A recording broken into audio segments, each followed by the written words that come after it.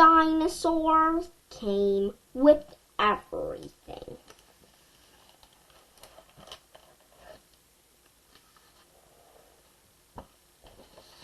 When dinosaurs came with everything. Written by Elise Broach. Illustrated by David Small.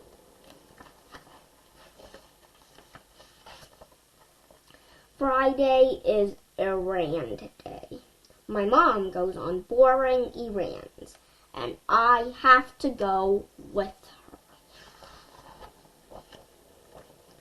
And this Friday seemed like every other Friday until we got to the bakery.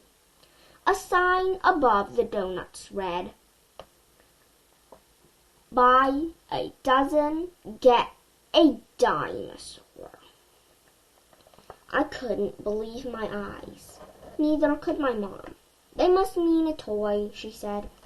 But when I took the box of donuts, the lady behind the counter said, "Hold on, little guy. Don't forget your dinosaur." What do you think's going to happen next? Well, let's see.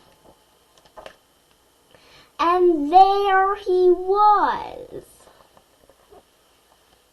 "Mom!" I yelled. It was a triceratops. "What?" cried my mom. She did not look happy. "How are we supposed to get that home?" The bakery lady smiled. "Oh, don't worry. He'll follow you. They always do."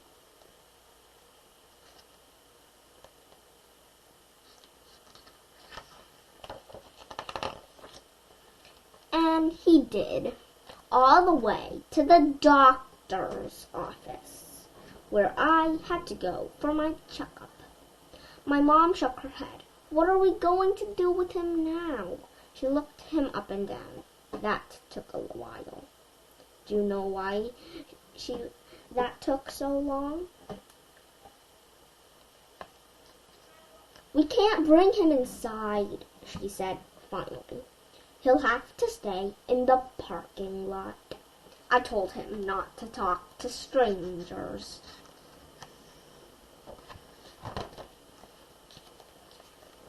After my checkup, I asked for a sticker, like usual.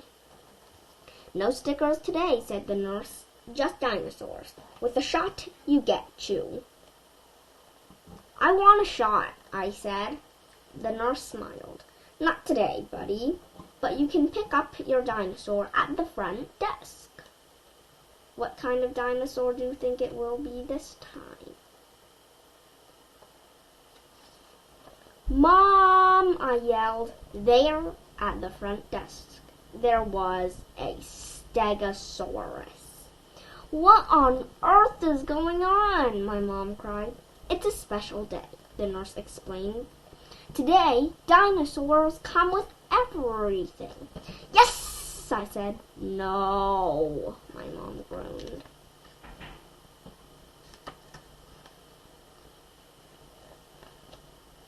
We walked down the street, and my triceratops and stegosaurus walked right behind us. Thud, thud, thud. They made friends right away. Across the street, other kids had dinosaurs too. I saw an ankylosaur, a duckbill, and a velociraptor.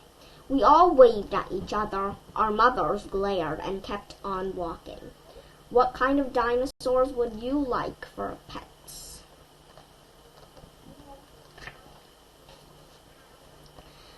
"I think we'd better go home right now," my mom said. "But what about my haircut? The barber's waiting for me." My mom looked at the dinosaurs. Then she looked at my bangs. "The barber always gives you a balloon, doesn't he? A nice balloon?" "Uh-huh," I said. I didn't want a balloon. I wanted a barosaur. At the barber shop, I gave my triceratops and my stegosaurus donuts for a snack. They waited outside and watched through the glass. The barber pumped up the chair high. He cut my hair too short, but I didn't mind, because then he patted my head and said, "Wait right here, sport." He was gone for a long time. Mom tapped her foot. "I don't like this," she said. "Where exactly do they keep the balloons?" Just then the barber came back with something flying over his head. It wasn't a balloon. "Mom!" I yelled. It was a pterosaur. "This is too much," my mom protested. "Now listen," she said to the barber. "I think a balloon will do just fine today. Don't you have any balloons?" "Sorry, lady, no balloons. You get one of these instead." "Would you like one of these for a pet?" Let's see what happens. It was like that everywhere we went. At the shoe store, the sign read, "Buy 2 pair, get dinosaur free." My mom decided my shoes would last a while longer. At the theater, we could hear the popcorn man shouting, "Butter? No butter? You want a dinosaur with that?" My mom said we'd go to the movies another day.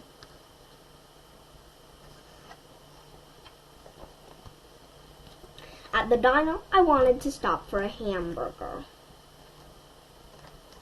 But then a girl walked out with a Tyrannosaurus Rex. That's a pretty big dinosaur, isn't it? "Okay, that's it," my mom cried. "We are definitely not having lunch there." She looked at my Triceratops, my Stegosaurus, and my Pterosaur. "What are we supposed to do with all these dinosaurs? We don't have room for them. We can't take care of them." I hugged her leg. "Don't worry, Mom. They can live in the backyard." My mom shook her head. "Sweetheart, they're not toys. Dinosaurs are a lot of work." "But Mom, look. They'll eat anything, and they sleep outside." "I'll do everything, Mom. I promise." "Please, Mom, please." My mom sighed. "Well, I suppose we can't just leave them here." Thank heavens we didn't stop at the diner. We hurried home, and my dinosaurs hurried after us. Thud, thud, thud, flap, flap, flap. We were almost there. We saw a little duck-billed dinosaur standing alone on the street corner. He looked lost. "Mom, that's a baby hadrosaur. He's all by himself." "Sweetie, we've already got our hands full." The hadrosaur followed us. It wasn't my fault. When we got home, Mom said she needed to lie down, so I made lunch for the dinosaurs. Then I showed them where to go to the bathroom. I told them to stay out of the neighbor's yard because of his mean dog.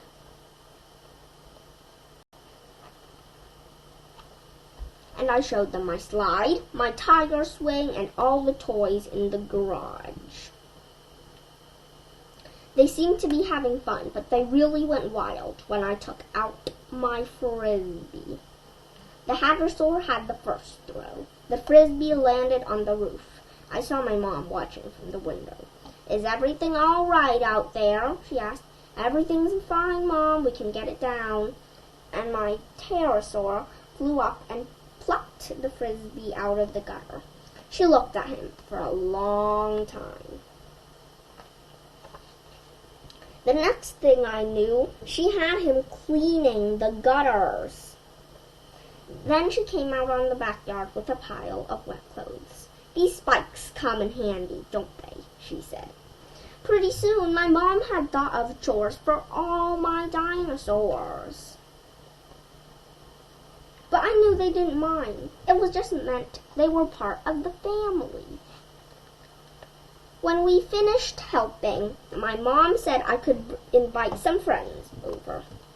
It was bring your own dinosaur party. And guess what happened next? I heard my mom on the phone to the bakery. She asked, "Do you have any donuts left?" And that's when I knew everything would be just fine. The end.